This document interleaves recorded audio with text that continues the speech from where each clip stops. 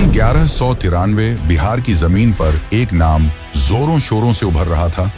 वह था बख्तियार खिलजी, एक ऐसा क्रूर आक्रमणकारी जो हर जंग जीतता जा रहा था।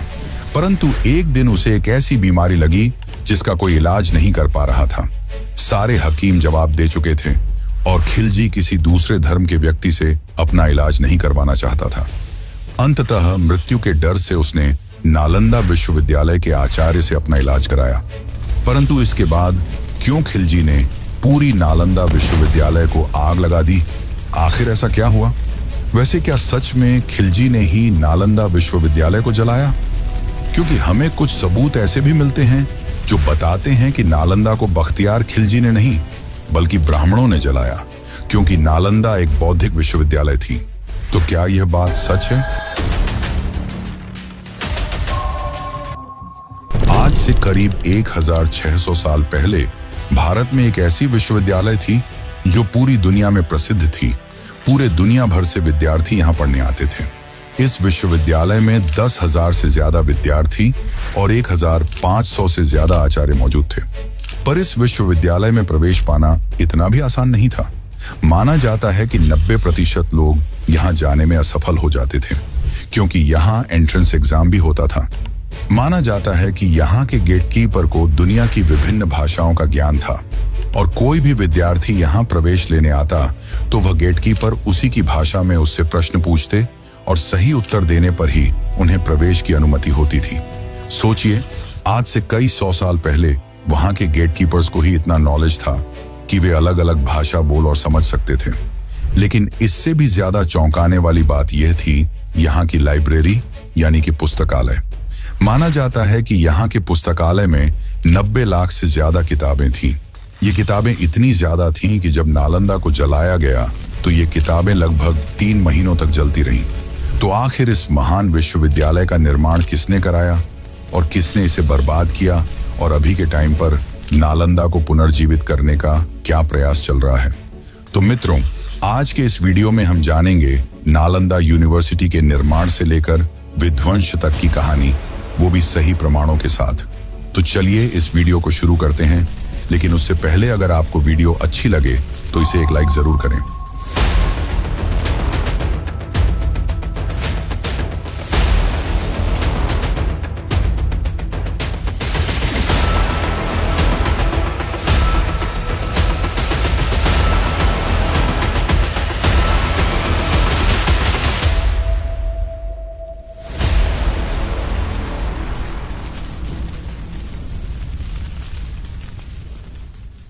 माना जाता है कि आज से हजारों साल पहले बुद्ध के प्रवचन से प्रभावित होकर 500 व्यापारियों के एक समूह ने गौतम बुद्ध को एक बहुत बड़ा क्षेत्र उपहार में दिया, जहां बहुत सारे आम के पेड़ थे, और यहीं बैठकर बुद्ध ने कई वर्षों तक लोगों को उपदेश दिए और इस वन को तपोवन कहा जाने लगा।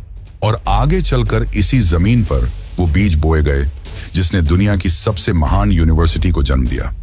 समय बीता और आया भारत का गोल्डन एज यानी कि गुप्ता साम्राज्य। गुप्ता सम्राटों ने संस्कृति, शिक्षा और विज्ञान को बढ़ावा दिया, और इसी माहौल में इस छोटी सी आध्यात्मिक भूमि को एक विशाल विद्यापीठ में बदलने की योजना बनी। गुप्ता साम्राज्य के वंशज कुमार गुप्ता ने पहली बार 427 ईस्वी में नालंदा विश्वविद्यालय की नींव रखी, और धीरे धीरे नालंदा एक साधारण शिक्षण स्थल से बढ़कर विश्व स्तरीय विद्यापीठ बन गया, जहां 10,000 से ज्यादा विद्यार्थी पढ़ते थे, जिनमें भारत के साथ ही साथ तिब्बत, चीन, कोरिया, सुमात्रा, जावा, म्यांमार, पर्शिया जैसे देशों के भी विद्यार्थी शामिल थे। और इन्हें शिक्षा देने के लिए लगभग 1500 से 2000 शिक्षक थे जो विश्व स्तरीय ज्ञान रखते थे, जिन्हें शीलभद्र, धर्मपाल, शांति रक्षित और नागार्जुन जैसे उपाधि दी जाती थी। ये विश्वविद्यालय लगभग 120 एकड़ में फैला हुआ था, जिसमें 11 बड़े विहार यानी कि हॉस्टल ब्लॉक थे, साथ ही 6 विशाल मंदिर, क्लासरूम, तालाबें और बड़ी बड़ी दीवारें थीं। लेकिन यहाँ की सबसे प्रसिद्ध इमारत थी यहाँ की लाइब्रेरी, जिसमें 90 लाख से भी अधिक पुस्तकें थीं। इस 9 मंजिला लाइब्रेरी को 3 भागों में बांटा गया था: रत्न सागर, रत्नादधि और रत्नरंजक, जिसमें विभिन्न विषयों की किताबें थीं, जैसे गणित, खगोल, वास्तुशास्त्र, व्याकरण, तंत्र, तत्वज्ञान, योग, ज्योतिष आदि। इस विश्वविद्यालय में ये सभी विषय पढ़ाए जाते थे। यहाँ की शिक्षा काफी प्रभावशाली थी। माना जाता है कि नालंदा का खाद्य भंडार और खर्च पास के 200 गांवों से आता था। दरअसल यहाँ के आचार्य गांवों में जाकर भिक्षा मांगते थे और उन्हीं से जो मिलता उसी से नालंदा विश्वविद्यालय चलता। ऐसा इसलिए क्योंकि वहां के आचार्य चाहते थे कि शिक्षा और राजनीति को एक दूसरे से दूर रखा जाए, इसलिए वे राजा से कुछ नहीं लेते थे। आज के जमाने के हिसाब से उनकी सोच हमसे कहीं ज्यादा आगे थी। यहाँ पढ़े हुए विद्यार्थियों का नाम भी विश्व प्रसिद्ध हुआ। हम भारतीय जिस जीरो शून्य की उत्पत्ति का श्रेय महान मैथमेटिशियन और एस्ट्रोनॉमर आर्यभट्ट को देते हैं। वे भी इसी विश्वविद्यालय से पढ़े थे। साथ ही नागार्जुन और धर्मकीर्ति जैसे महान लोग भी यहीं से पढ़े थे। इनके साथ ही प्रसिद्ध चीनी यात्री हुएनसांग भी यहीं से पढ़े थे। ये दर्शाता है कि नालंदा का नाम भारत की सीमाओं तक ही सीमित नहीं था।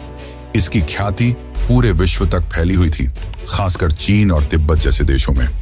नालंदा का असली इतिहास भी हमें शुअनजांग नामक चीनी ट्रैवलर द्वारा मिलती है। शुअनजांग अपनी किताब Great Tang Records on the Western Regions में बताते हैं कि वे 630 AD में नालंदा आए। जैसे ही वे नालंदा के विशाल द्वारों से गुजरे, उन्हें महसूस हुआ कि वे किसी साधारण स्थान पर नहीं आए, बल्कि एक ऐसे ज्ञान साम्राज्य में प्रवेश कर रहे हैं जिसका मुकाबला दुनिया में कहीं नहीं। उन्होंने नालंदा में लगभग 10 वर्ष बिताए और उन्हीं के लेख से हमें पता चला कि नालंदा में 10,000 विद्यार्थी और 2,000 शिक्षक थे। वे बताते हैं कि नालंदा का माहौल सिर्फ शिक्षा का नहीं, बल्कि बौद्धिक युद्ध का था, जहां दैनिक शास्त्रार्थ यानी कि डिबेट्स होते थे। विद्यार्थी एक दूसरे से सवाल करते, जवाब देते, परंपराओं पर प्रश्न उठाते और दर्शन के गहरे पहलुओं को चुनौती देते थे। जुआनजांग स्वयं नालंदा में शास्त्रार्थ जीतकर प्रसिद्ध हुए थे और उन्होंने यहां से हजारों मैन्युस्क्रिप्ट्स लेकर चीन वापसी की। इन्हीं ग्रंथों के आधार पर आज चीन और जापान में महायान बौद्ध धर्म की संरचना दिखाई देती है। इससे आप अंदाजा लगा ही सकते हैं कि यह हमारी ऐतिहासिक धरोहर कितनी ज्यादा महत्वपूर्ण है। आज जिस ज्ञान को हम नया समझते हैं, शायद वह आज से कई हजार साल पहले ही मौजूद था। बस इतिहास की धूल ने उसे दबा दिया और इसी धूल में नालंदा भी दब गई। तो चलिए मित्रों, अब हम जानते हैं नालंदा के विध्वंस का इतिहास, कि क्यों इस ज्ञान के केंद्र को आग में फूंक दिया गया। माना जाता है कि नालंदा को सन 1193 में जलाया गया, लेकिन उसकी पतन की तैयारी 200 साल पहले ही शुरू हो गई थी। 10वीं से 12वीं शताब्दी के बीच धीरे धीरे इसके पतन की कहानी लिखी जा रही थी। यह वह समय था जब भारत में बौद्ध धर्म अपनी शक्ति खो रहा था और राजनीतिक सांस्कृतिक परिस्थितियां बदल रही थीं। 10वीं 11वीं शताब्दी में भारत में बौद्ध धर्म पर तांत्रिक ट्रेडिशंस का प्रभाव बढ़ने लगा। तांत्रिक बौद्ध साधनाएं नालंदा, ओदंतपुरी और विक्रमशिला जैसे विश्वविद्यालयों में मुख्य धारा बनने लगी। चीन और तिब्बत के कई स्रोतों में लिखा है कि नालंदा के कुछ हिस्सों में तंत्र रिचुअल्स बढ़ गए थे, जिससे समाज में कुछ विरोध और भ्रम फैला। इस बदलाव ने नालंदा की प्रतिष्ठा पर हल्का असर डाला और फिर धीरे धीरे गांव से मिलने वाला दान भी कम होने लगा, जिसके बाद नालंदा पाला राजाओं पर निर्भर थी। लेकिन कुछ सालों के बाद पाला डायनेस्टी के राजा धर्मपाल ने लगभग 800 AD के आसपास विक्रमशिला विश्वविद्यालय का निर्माण किया, जिसके बाद पाला ने नालंदा की तुलना में विक्रमशिला को अधिक आर्थिक और राजनीतिक समर्थन देना शुरू किया। इससे नालंदा की वित्तीय शक्ति कम होने लगी। इन सब से नालंदा की जड़ें कमजोर हो चुकी थीं। फिर आया वो दौर जब नालंदा पूरी तरह तबाह हो गई। ये बात है सन 1190 की, जब मोहम्मद गौरी का पूरे भारत पर कब्जा बढ़ रहा था।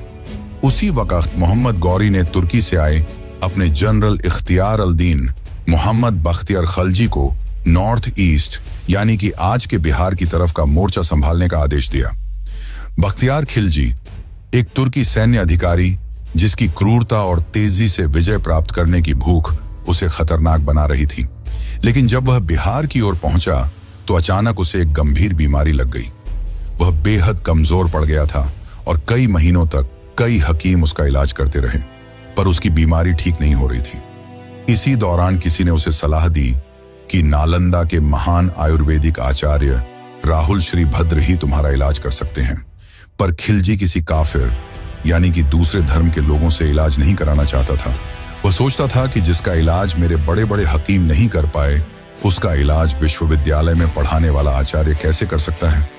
पर अंत में मृत्यु के डर से खिलजी इलाज के लिए मान गया, परंतु उसने आचार्य राहुल श्रीभद्र के सामने एक शर्त रखी। उसने कहा कि तुम्हें मुझे बिना छुए, बिना कोई दवाई खिलाए ठीक करके दिखाओ तो मैं मानूंगा कि तुम कितने बड़े आयुर्वेद आचार्य हो।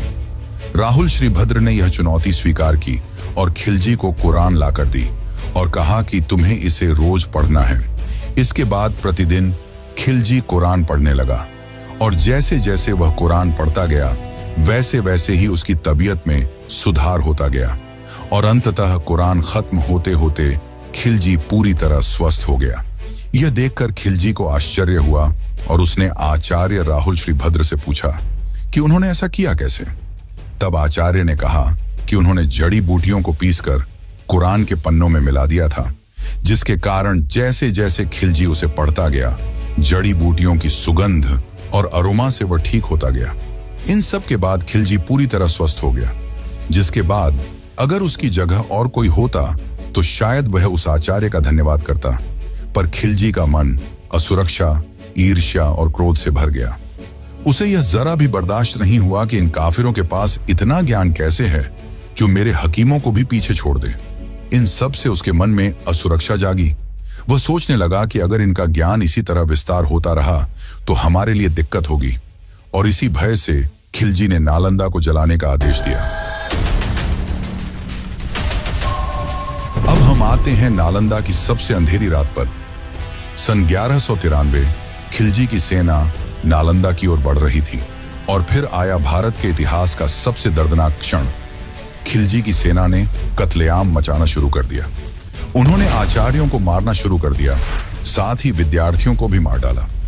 नालंदा की दीवारें खून से रंग चुकी थीं और अंत में खिलजी ने नालंदा को आग के हवाले कर दिया।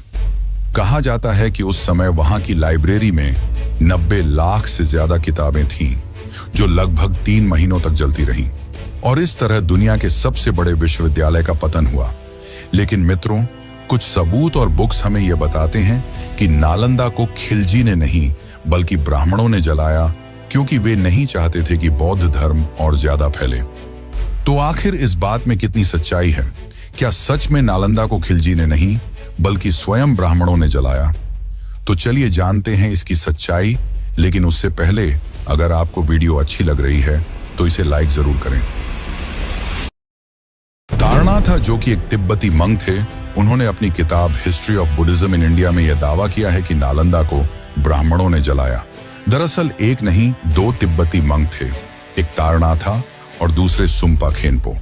इन दोनों ने अपनी किताबों में लिखा है कि काकुत सिद्ध नामक के एक मिनिस्टर ने मंक्स के लिए एक सेरेमनी रखी थी, जिसमें 2 हिंदू ब्राह्मण वहां भिक्षा मांगने आए थे, जिन पर वहां पढ़ने वाले कुछ मंक विद्यार्थियों ने गंदा पानी फेंक दिया और फिर उनके ऊपर कुत्तों को छोड़ दिया।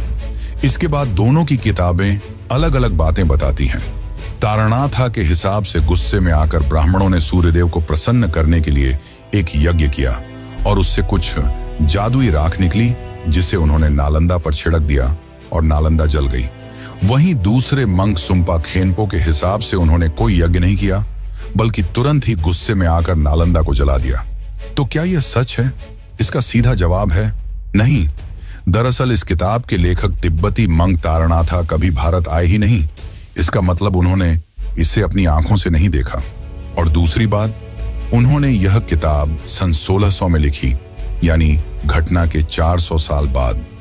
इसका सीधा मतलब है कि उन्होंने ये बातें सिर्फ कहीं से सुनी थी।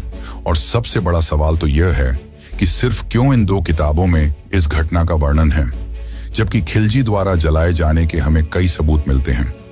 जैसे कि पर्शियन इतिहासकार मिन्हाजी सिराज की किताब तबकात-ई नासिरी में लिखा है कि बख्तियार खिलजी ने बिहार के उस विशाल परिसर पर हमला किया, जिसमें नालंदा, ओदंतपुरी और अन्य महाविहार शामिल थे। और सबसे बड़ा सबूत हमें मिलता है तिब्बती मंक धर्मस्वामिन की किताब में। उनके हिसाब से वे खिलजी के आक्रमण के 40 साल बाद नालंदा आए थे। तब तक नालंदा पूरी तरह जल चुकी थी, लेकिन लगभग 70 भिक्षु बच गए थे जो अभी भी नालंदा के आसपास ज्ञान दे रहे थे, और उन्हें इस घटना की जानकारी खुद उन भिक्षुओं ने दी थी, इसलिए यही सबसे प्रमाणित सबूत माना जाता है। लेकिन दोस्तों, नालंदा की कहानी यहीं समाप्त नहीं होती। अब आता है इसके पुनर्निर्माण की कहानी कि कैसे इसे फिर से बनाया गया, और 2024 में भारत के प्रधानमंत्री नरेंद्र मोदी द्वारा इसका उद्घाटन किया गया। तो चलिए अब जानते हैं इसके निर्माण की असली कहानी। माना जाता है कि नालंदा के पतन के लगभग 600 साल बाद दुनिया को यह तक नहीं पता था कि नालंदा कहाँ है। लोगों को बस इतना याद था कि कभी भारत में एक महान विश्वविद्यालय था जो कहीं बिहार की धरती पर बसा था, पर वह कहाँ, यह किसी को नहीं पता था। फिर आया साल 1812। बंगाल प्रेसिडेंसी के सर्वेक्षण के दौरान एक Scottish surveyor Francis Buchanan Hamilton इस क्षेत्र में पहुंचे। उन्हें कुछ अजीब सी ऊंची टीलेनुमा संरचनाएं दिखाई दी। मानव निर्मित लगती थीं, पर पूरी तरह मिट्टी में समाई हुई।